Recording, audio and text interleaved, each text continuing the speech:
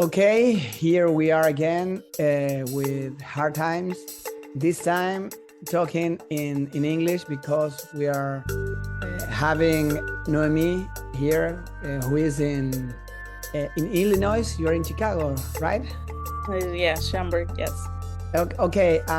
In this episode of Hard Times, and in the following episode of Hard Times, we will be talking about different startups, ideas. Our focus nowadays to learn about what's going on in the tech industry, so that we can learn just from listening to others' ideas. And right now, Noemi is one of the founders. Am I right? Is one of the founders of Cannatech Ventures. That I would like you to explain to me what is this new startup that you have built like some months ago.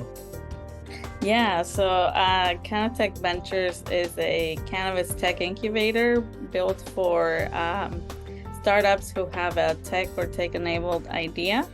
We have a 12-week course where startups come and they go from user research, idea validation, go to market. They learn anything they need to in order to get their business up and running. Okay, but what type of cannabis businesses, for example, is you help people that work on the production business, or what type of, or anybody in the cannabis industry? So any startups that can come through our incubator are any startups that have a solution, for example, for the distribution side of things, point of sale, if they have a software idea on how to, make cannabis sales better, integrations and workflow management, if they have an idea for an education platform. Okay, for example, imagine I have an idea. In this case, it's going to be a very bad idea because I didn't think it so much. But imagine that I want to build, I don't know, a marketplace where you can buy different cannabis products that I don't build by myself, but I just connect the parts, the sell side and the buy side. But I don't know. I don't have any knowledge about how to build a marketplace. So I can come to your Cannatech Ventures and you're going to help me. Yes, we're going to help you on the business side of things, right? Getting a CTO or an engineer to build the actual platform, that's definitely on the startups, on you in this case. We definitely make connections for you. But as far as building the MVP, that's more on the startups. So some of the ones that came through our first cohort did have an MVP when they left the program, but that was because they really put in the work and they built them themselves. Okay, but for example, in which stage of the, because it happens to me as an entrepreneur. I was building some stuff. I don't remember what at that moment, but I went to some of these incubators and I thought that I was like Bill Gates, and I went there with a lot of things done, and they like took me to the beginning to start, for example, analyzing the problem that we solve. It doesn't matter if I have something very developed or not. We start from the beginning. Is it the same in your case? Like you start working on the problem that you solve as an entrepreneur? Yeah, so basically the startups that come through our program are exactly that. People who have the idea, don't know how to get started. We walk them through and make sure to guide them and making sure that they validate the idea. That's the first step, is making sure, is your idea really needed, right? And if it's needed, okay, how can you improve your idea? How can you pivot? So we guide you through making sure that you talk to plenty of people, And then once you validate your idea, then, you know, we walk you through making a business plan, and, you know, learning to pitch. That's a big thing. You know, you need to learn to talk about your idea. You need to learn to talk about your company. So that's something that we really work on with the founders, is making sure that they feel comfortable with what they're pitching and that their idea is already validated by other people. And that's, I think, the biggest takeaway that I got from this cohort, because we just finished our first cohort, was how much entrepreneurs need that support, right? Because they might have an idea, but it can go into all different ways. They can come and I want to do this and I want to do that and I want to, you know, they can feel like they're lost. Yeah. And what do you think is the most common mistake that entrepreneurs do? I think is sometimes not ask for help. I think that as an entrepreneur, you really need the support. You need a community. And when you have that community, that mentorship, especially, you know, you need the support and guidance on how to do what you're trying to do and how to get there. And I think that that's what we really try to focus on, is making sure that they had access not only to teachers, but also to mentors who would be willing to say, hey, you know, I think this would be better this way, or I've done it this way, you know, someone who can show you how to do the things. Okay, but can it happen, for example, or do you have experience with this use case where me as a student in your incubator, maybe I can have a lot of experience in something, I don't know what, for example, banking or whatever. So I can think I know a lot, but I don't know why my startup is not going that well. So I need some help for sure. But then I go into your incubator and there is a mentor that it sounds good. I mean, to have people that is going to be helping me, but that mentor maybe is not as senior as I would expect, for example. So what I see is that entrepreneurs, when they see that kind of mentors, sometimes they don't trust. They say no, I don't need this help because this person doesn't know a lot of what I need. Does it happen? Is this a mistake that we as an entrepreneurs do? I think yes. And because, see, like, for example, you in this case would know a lot of banking, right? And I think that what the mentor does is complement your lack of skills in other areas.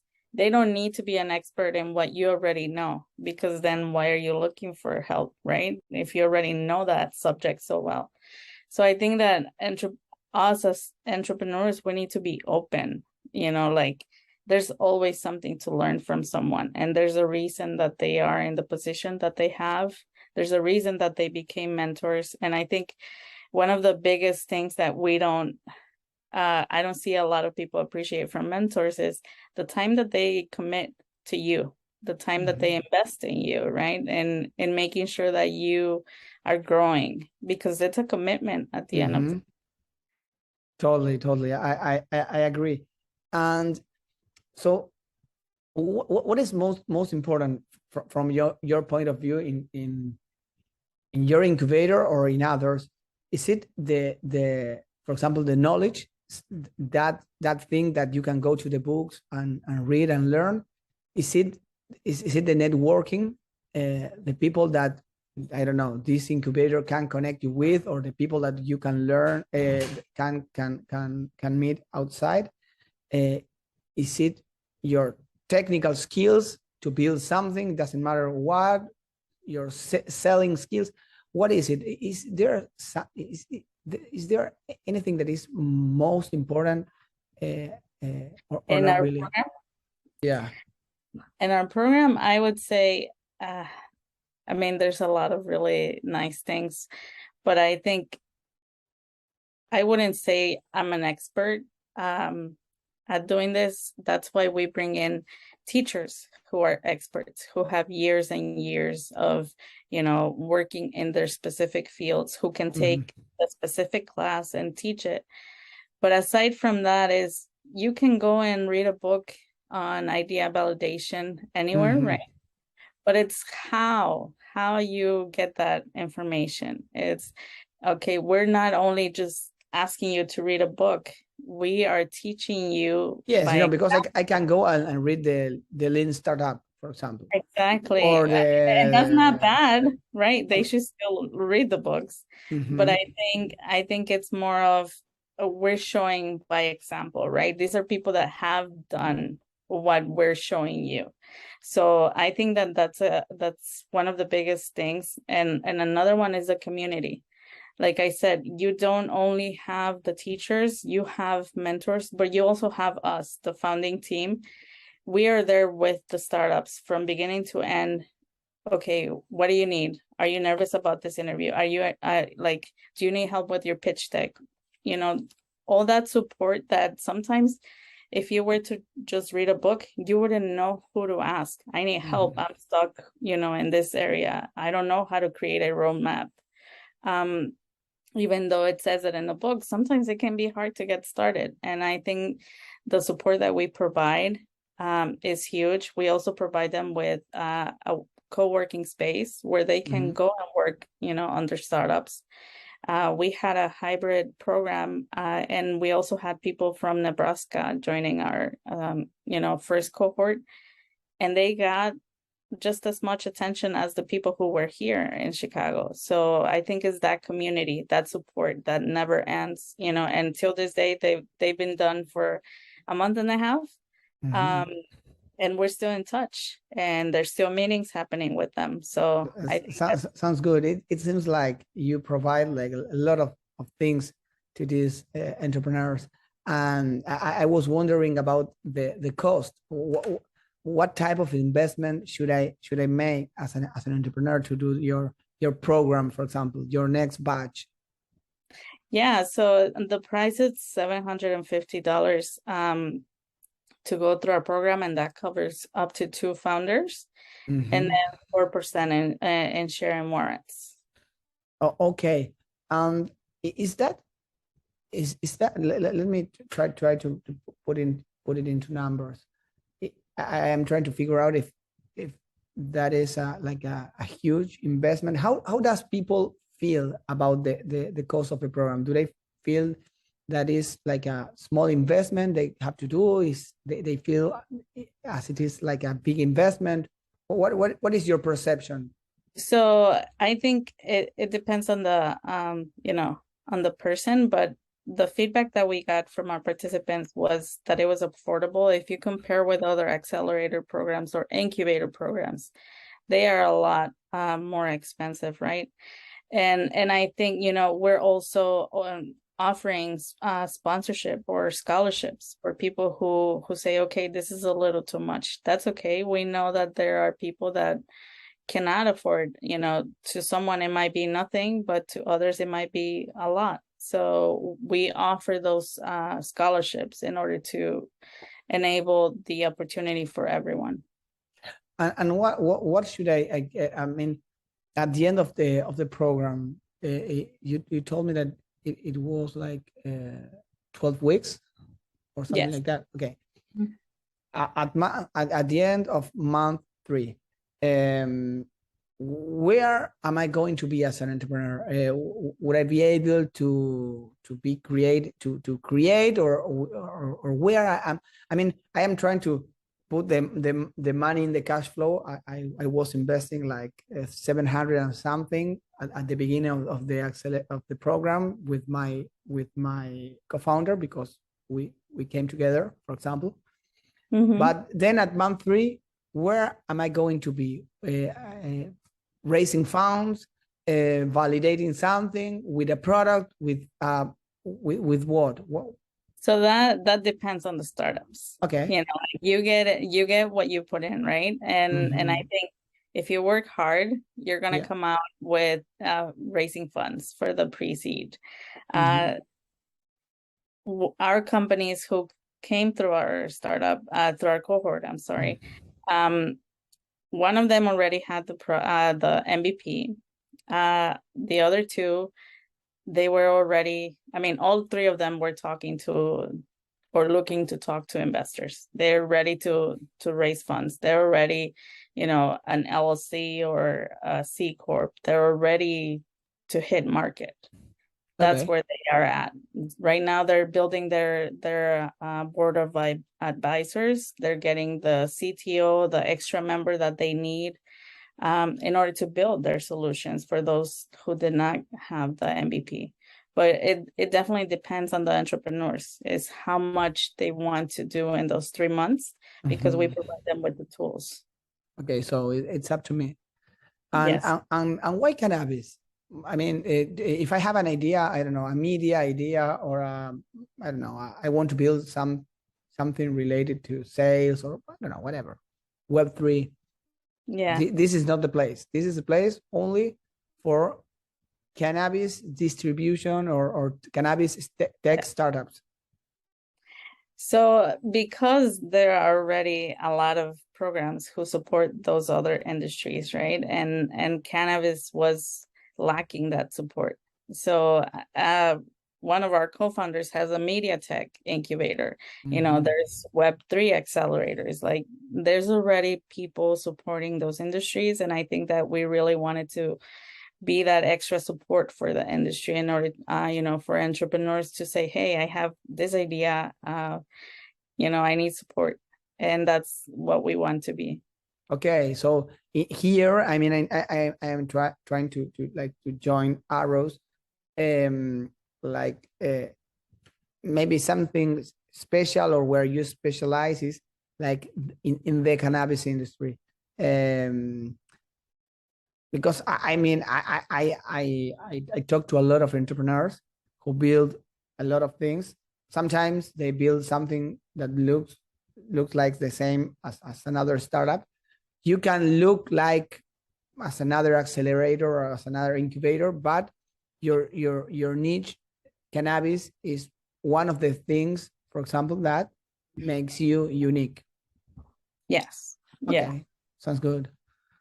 Sounds good. But you just started. I mean, you are on your second batch. You are really a scaling, or scaling startup. I mean, yeah, we're a startup ourselves, and it's really cool because we're on the same path. But I think what makes us our team strong is all the founding team members are experts in in other areas. They've been founders, they have other businesses, and they know how to run incubator programs, right? And that's exactly what we're doing, is we're bringing all of our expertise together to help these entrepreneurs.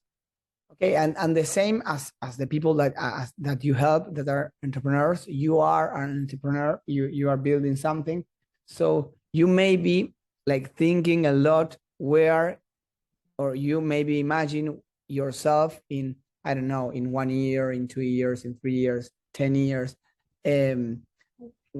What do you think Cannatech Ventures is gonna be? I don't know, in some years. What would you like to what is your objective, your goal? I think my objective would be to become an accelerator, like not only help idea stage startups, pre-seed startups. I want to be able to support them and have that accelerator program that brings them the investors that are ready for seed, Series A, Series B. Okay, you want to keep on helping them. Yes. Okay. Yeah, but that would be later down the line. What do you need for that? For example, you need to get connections with investors or stuff like that? I think first we need to make sure that we help the early stage founders. Yeah.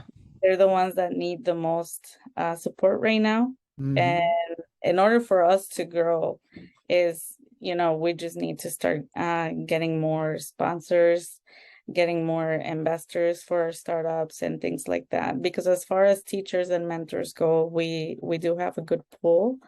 But it's more the investor side. I've seen, a little hesitation. But I think, it takes time, Yeah.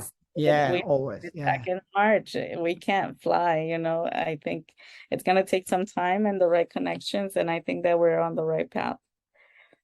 Um, uh, I mean, is the are you focused on Chicago, or are you focused anywhere? Because nowadays you can join an accelerator remotely. For example, I can Yeah. be in LA, for example, or not, not really. It's not like a remote accelerator. You want people to come to a place to meet each other, to connect.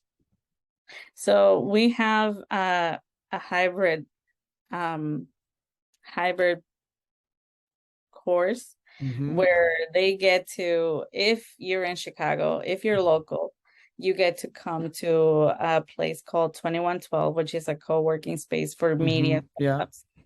You get to work out of there. We do classes out of there, but we definitely don't want to close the doors to everyone who is in, United States, outside of the United States. Yeah. They can join remotely. So, Okay. and the cool thing is a lot of our teachers are also remote, which is why we have such a diverse group of teachers and mentors, by enabling them to be remote. That's good.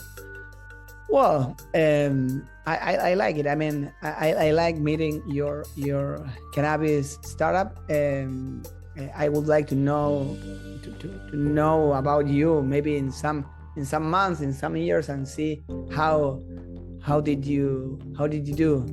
So, well, thank you very much, Noemi, for joining us here at the Colony, at the Hard Times, at our podcast.